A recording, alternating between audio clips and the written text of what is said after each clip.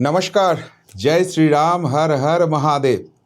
हम दिल दे चुके सनम मूवी में एक अच्छे गाना था कि तरफ तरफ के इस दिल से आहा निकलते रहे, ऐसा क्या गुनाह किया तो हम लुट गए, हाँ लुट गए तेरी मोहब्बत में। लेकिन यहाँ पर मोहब्बत नहीं, शरारत हो रहा है, और वही शरारत शायद ममता बनर्जी और अभिषेक बनर्जी डिजर्व करते थे। ये लोग बार बार बोलते थे ना, खेला होबे खेला होबे। मतलब मेरे जो भी अपोज करने वाले हैं, वो मेरे पॉलिटिकल ओपोनेंट हो सकता है, मेरे पार्टी के अंदर हो सकता है, उसके आगे और कुछ करने का मौका नहीं दूंगा, क्योंकि मैं सत्ता में हूं और सत्ता में रहते हुए पावर को मैं मिस यूज करना जानता हूं। और ऐसे ही गणतंत्र का, लोकतंत्र का गला घूंट घूंट के हम मारूंगा, और ऐसे ही बोलूंगा कि माँ माटी मानुस का सरकार चल रहा है, सब लोग हमारे साथ है। लेकिन एक बार सत्ता से बाहर जाने के बाद ये सारे चीज का सूद समेत हिसाब हो रहा है। हर रोज हर पल ये हिसाब हो रहा है। उस हिसाब के सामने ये बुआ भतीजा अभी क्या करेगा, कैसे करेगा, कुछ समझ में नहीं आ रहा है। और ये सब में से काल जो शाम से हो रहा है, वो सबसे बड़े दिक्कत के बात हो गया ये बुआ भतीजा के लिए। सबसे पहले जो चौंकने वाला बात हुआ, जो ब्रेकिंग न्यूज करके कल शाम को हमारे सामने आया, ये ममता बनर्जी का जो पार्टी का हेडक्वार्टर है, तो वो पार्टी का हेडक्वार्टर वहां पर जाके अभी ऋतव्रत का तृणमूल उसका पूरा कब्जा कर लिया। ऑल ऑफ ए सडन हमने देखा कि कल शाम को टीवी में ब्रेकिंग न्यूज आ रहा है कि वहां पर ऋतव्रत बनर्जी के नेतृत्व में फिराद हाकिम, संदीपन साहा, जावेद खान, अखरुज्जमान, सारे बहुत सारे एमएलए वहां पर पहुंच गए। और जो ममता वाली टीम थी उनको बोला कि भाई जाओ जाओ जाओ जाओ जाओ, अब बाहर जाओ, बहुत हो गया, आपका ममता दीदी का टाइम खत्म हो गया। यहाँ पर अब से ऋतव्रत बनर्जी के नेतृत्व में ही काम चलेगा। आप जो ममता वाले हैं उसका कोई ज़रूरत नहीं है। और वो थोड़ा देर वहाँ पर रहे, आराम से बातचीत करे, और फिर जाने के टाइम वहाँ पर ताला लगा के निकल गए। बस मज़ा आ गया ये सब देख के कि भाई चलो, जिस ममता बनर्जी उसके अगेंस्ट में एक भी लफ्ज़ किसी को बोलने वाला था तो उसके घर में पुलिस भेजते थे, उसके दरवाज़ा तोड़ते थे। मेरे भी दरवाज़ा तोड़ाया, और आज ममता बनर्जी, अभिषेक बनर्जी को उनका ही पार्टी क्वार्टर से ऐसे उखाड़ के फेंक दिया, और उनके ही हाथों से पार्टी में ज्वाइन हुए हुए लोग देख के बहुत मज़ा आया। लेकिन कहानी वहाँ पर ख़त्म नहीं होता। वो जो इलाका है, वो इलाका आते हैं, उनका जो एमएलए है जो ममता के साथ अभी भी डांट के खड़े हैं, कुणाल घोष के एरिया में, तो तुरंत वहां पर कुणाल घोष पहुंच जाते हैं। और कुणाल घोष पहुंचने से पहले वहां पर पुलिस पहुंच जाते हैं। वो लोग बोलता है कि भाई देखो, आपका जो पार्टी का मामला है वो आपस में आप सुलझा लो, लेकिन यहाँ पर गुंडागर्दी नहीं करने देंगे, तोड़ फोड़ हम तो नहीं करने देंगे। तो ये कुणाल घोष वाले जो लोग थे वो साले रोने लगे। और उसके बाद धीरे धीरे वहां पर मदन मित्र, कल्याण बनर्जी, सब लोग पहुंच गए। वहां पर वो लोग नौटंकी भी चालू कर दिया कि ये जो ऋतव्रत है ये तो बालिश तृणमूल है, क्योंकि बोला था ये ऋतव्रत बनर्जी पहले सीपीएम में हुआ करते थे, और तब कुछ महिलाओं के साथ उनका आपत्तिजनक कुछ काम हुआ था। उस महिलाओं ने तब कंप्लेन भी किया था, और ममता बनर्जी इस ऋतव्रत बनर्जी के अरेस्ट करने के वगैरह उन्होंने क्या किया, उनको पार्टी में शामिल कर दिया, उसको राज्यसभा में भेजा, अब एमएलए किया। अब ये ऋतव्रत बनर्जी ने मार दिया बुआ भतीजा को लात, तो देख के तो मजा आएगा। तो लेकिन अभी जो ममता के साथ है वो लोग रोना धोना चालू कर दिया कि भाई देखो, ये 42 वाला तृणमूल है, ये कैसे असली तृणमूल हो सकता है। लेकिन पुलिस वहां पर डांट के खड़े थे। ये कुणाल घोष, मदन मित्र, कल्याण बनर्जी जितना भी बातें बनाने लगा, बोला भाई चलो आप थाने में चलो, क्योंकि पुलिस के पास सबसे बड़ा जो एविडेंस था वो है ये जो भवन है जहां पर तृणमूल का अभी हेडक्वार्टर है, उनका जो ओनर है उस ओनर का चिट्ठी। आपको मालूम है ये लोग सत्ता से जाने के बाद ही इनके ओनर ने तृणमूल कांग्रेस को लेटर भेजी थी, चिट्ठी लिखी थी कि भाई आप जबरदस्ती मेरा ये जो भवन है ये जबरदखल करके रखे हो, आप इसको खाली कर दो। और इसके लिए वो पुलिस में भी गए थे। लेकिन ये सब चीज जब हो रहा था, तृणमूल कांग्रेस ये छोड़ने का बात नहीं कर रहा था। लेकिन ये सारे इंसिडेंट जब कल शाम को हो रहा था, तो वो ओनर का बेटे वहां पर पहुंच जाते हैं, और वो संबाद माध्यम से कोई बात नहीं करता है। लेकिन ये जो ऋतव्रत का पार्ट है, ये लोग दावा करते हैं कि उन्होंने, वो जो ओनर है भवन का, उसने इन लोगों को लेटर लिख दिया कि आप लोग अगर यूज़ करते हो तो हमें कोई तकलीफ नहीं है, कोई प्रॉब्लम नहीं है। और ये वाला चिट्ठी अभी पुलिस के पास पहुंच जाता है। तो इसके मतलब एक ही चीज़ होता है कि ये भवन अब ममता बनर्जी के हाथ से गए हैं। लेकिन यहाँ पर ही बात नहीं खत्म होता है। ममता बनर्जी के साथ होते हुए कल्याण बनर्जी वहाँ पर बहुत बयानबाजी करना चालू कर देते हैं। वो बोलता है कि वो कोर्ट में घिसट के लेके जाएंगे। सबसे बड़ा गद्दार का नाम फिरहाद हाकिम है और ये कोर्ट में घिसट के ये सुप्रीम कोर्ट तक लेके चलेंगे। बहुत बहुत बयानबाजी किया और लोग पूरा मज़ा ले रहे हैं कि देखो भाई अभी तृणमूल कांग्रेस का क्या हाल हो गया। ये लोग बस सत्ता से गए तो अपने आप कैसे झगड़ रहे हैं, कैसे इनके अंदर मारपीट चल रहा है, देख के मज़ा आ रहा है। लेकिन ये सारे बयान से ही पता लग रहा था कि कल्याण बनर्जी जितना ऐसे काम कर रहा है, ये लोग अंदर नहीं घुस पा रहे। उसके मतलब जो ऑफिशियल डॉक्यूमेंट है, उसके मतलब जो टेक्निकल रीज़न है, उसके मतलब जो लॉजिकल पार्ट है, सब कुछ ऋतव्रत के पास है। ममता बनर्जी अभी सब कुछ खो चुकी है, यही हकीकत है, ये सब मानना पड़ेगा। जब हम लोग ये चर्चा कर रहे थे तब अचानक आज एक सरप्राइजिंग न्यूज़ आया। क्या सरप्राइजिंग न्यूज़ आया? उसके पहले आपको एक अच्छी बात और बोल देता हूँ। ये सब इंसिडेंट जब हो रहा था, ममता बनर्जी, अभिषेक बनर्जी बोलता है ना, वो लोग जननेत्री है, जननेता है। तो भाई आपके ऑफिस ही जब आपसे छीना जा रहे थे, आप जाओ सामने से डटके से मुकाबला करो। ममता बनर्जी, कितना आपके पास हिम्मत है, हम भी देखते हैं। आपके सपोर्टर आपको बोलते हैं अग्निकन्या, कहाँ है आपका वो आग, थोड़ा तो दिखा दो, जलवा तो हमको भी दिखना है कि हाँ भाई आप अभी भी फाइट कर सकते हो।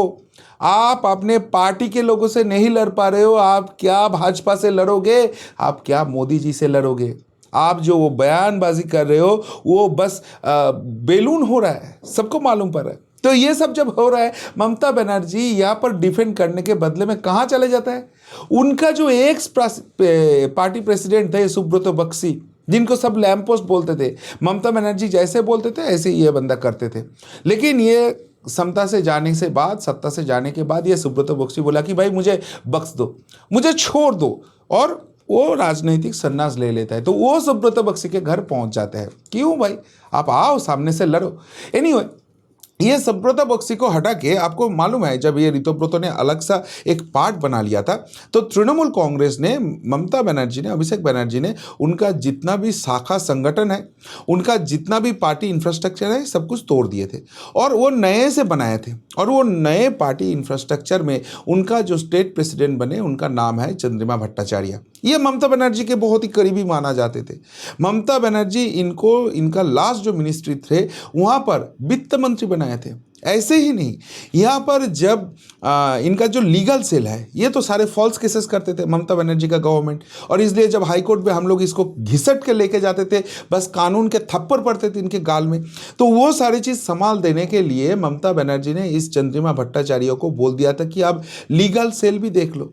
और देखो, ये जब इलेक्शन में इस बार हार भी गई, लेकिन फिर जब पार्टी का रिवैम्प हुआ तो वहाँ पर भी चंद्रिमा भट्टाचार्य को पार्टी का प्रेसिडेंट बना दिया। लेकिन वो चंद्रिमा भट्टाचार्य अचानक सा रेजिग्नेशन दे देता है। क्यों दे देता है? चंद्रिमा जी का बोलना है कि भाई ये सब जब हो रहा है तब ममता बनर्जी फ़ोन करके उनको बोल रहा है कि तुमने भाई क्यों ऋतव्रत के हाथ में ये पार्टी का ऑफिस उठा दिया। शक कर रहे, मतलब ममता बनर्जी अभी खुद के परछाया को भी नहीं मानते हैं, नहीं विश्वास कर पाता है, ऐसे सिचुएशन हो गया। तो ये सुनते ही चंद्रिमा भट्टाचार्य जी ने यहाँ पर सीधे रेजिग्नेशन दे दिया।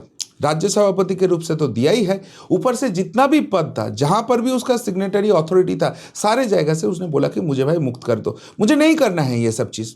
तो हमने सोचा चंद्रिमा भट्टाचार्य को इतना सदमा लगा है तो शायद उनको अभी राजनीतिक संन्यास लेना है, क्योंकि करना कुछ नहीं है, टीएमसी करके तो कुछ नहीं मिलेगा। लेकिन कहानी में ट्विस्ट तो यहाँ पर आता है।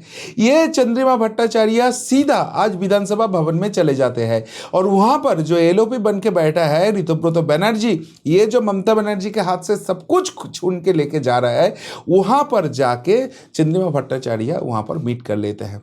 और फिर यहाँ पर सवाल पैदा हो जाता है कि चंद्रिमा भट्टाचार्य भला ही ममता बनर्जी के बनाए हुए प्रेसिडेंट थे, लेकिन पीछे पीछे वो ये ऋतुव्रत पाठ को पूरा स्ट्रेंथन करने का काम कर रहे थे और ममता बनर्जी को आखिरी झटका वो जो उनका पार्टी ऑफिस था वो छीन के लेके दे के बाहर निकल गए। तो मज़ा तो बहुत आ रहा है, लेकिन यहाँ पर ही बात खत्म नहीं होता। आपको मालूम है ये ऋतुव्रत वाला पार्ट जो था ये ऑलरेडी दिल्ली में गए थे और जो हमारा इलेक्शन कमिश्नर ऑफ इंडिया है ज्ञानेश कुमार जी से लंबा बैठक करके आए हैं। वहाँ पर इसने कैसे कानूनी तरीके से अपना कमेटी बनाया, जो पिछले कमेटी थे वो एज पर टीएमसी का संविधान कैसे इनवैलिड हो गया है, सब कुछ पूरा डिटेल्स मिनट्स वाइज दे के आए हैं। और वो लोग मांग किया है कि भाई हम लोग कुछ नहीं मांग कर रहे हैं, लेकिन बाय डिफ़ॉल्ट हम ही तो ओरिजिनल तृणमूल है, हमारे पास पार्टी के जो यहाँ पर एमएलएज है वो हमारे साथ है, बहुत सारे एमपीज हमारे कॉन्टैक्ट्स में है और पार्टी का संगठन भी जो है तो वो भी हमारे पास है।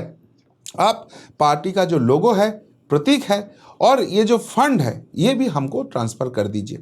तो ये सारे सब सुन के Gyanesh Kumar ji election commission of India ने क्लियरली बोल दिया कि आपका भी दोनों पक्ष बन गया है पार्टी के अंदर, तो एक काम करो भाई, आप भी आपके तरफ से पूरा रिटर्न में एकदम हम डॉक्यूमेंट्स बना पाए ऐसे करके आपका पूरा सवाल जवाब करो और जो ममता वाला पार्ट है वो भी आप कर दो। तो मतलब 6 जुलाई दोनों साइड से ये रिटर्न एप्लीकेशन जा रहा है और उसके बाद ही शायद फैसला हो जाएगा कि ममता बनर्जी के हाथ में पार्टी सादक रहेगी कि नहीं रहेगी। लेकिन उसके पहले ही अगर उसका पार्टी का हेडक्वार्टर भी ऋतुव्रत के पास चले जाते हैं तो मतलब ममता बनर्जी के पास अभी कुछ नहीं बचता है। और अगर सच में इसके पास बचता होता तो वो चंद्रिमा भट्टाचार्य को फ़ोन करके ऐसे धमकाते नहीं, ऐसे गाली नहीं देते कि तुमने ही ऐसे सब कुछ कर दिया, कि उसके मतलब ममता बनर्जी के पास अभी कुछ नहीं है।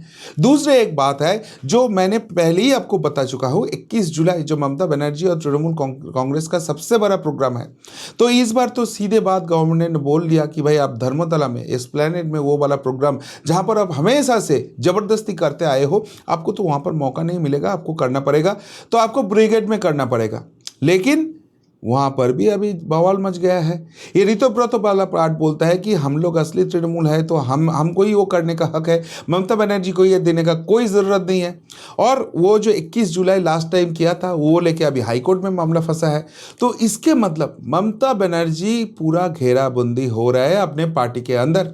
जो लीगल पार्ट है अभिषेक बनर्जी वो तो छोड़ ही दीजिए, सारे जो डाका डाला है, सारे जो करप्शन किया है उसका इन्वेस्टिगेशन चल रहा है, उसका वॉइस सैंपल टेस्टिंग के लिए भी चल रहा है, तो वो सारे मुसीबत तो इनके साथ है। लेकिन सबसे बड़ी बात है जितना पाप इकट्ठा करके ये पार्टी खड़ा किए थे और इस पार्टी को सामने रख के जितना पाप करके ये 15 साल का साम्राज्य चलाया, वो सारे सूद समेत अभी खत्म होने वाला है। और उसके ही हाथ में बनाए हुए जो उनका सैनिक सल्जर थे उनके हाथ में ये सब कुछ चूर चूर चूर चूर हो रहा है।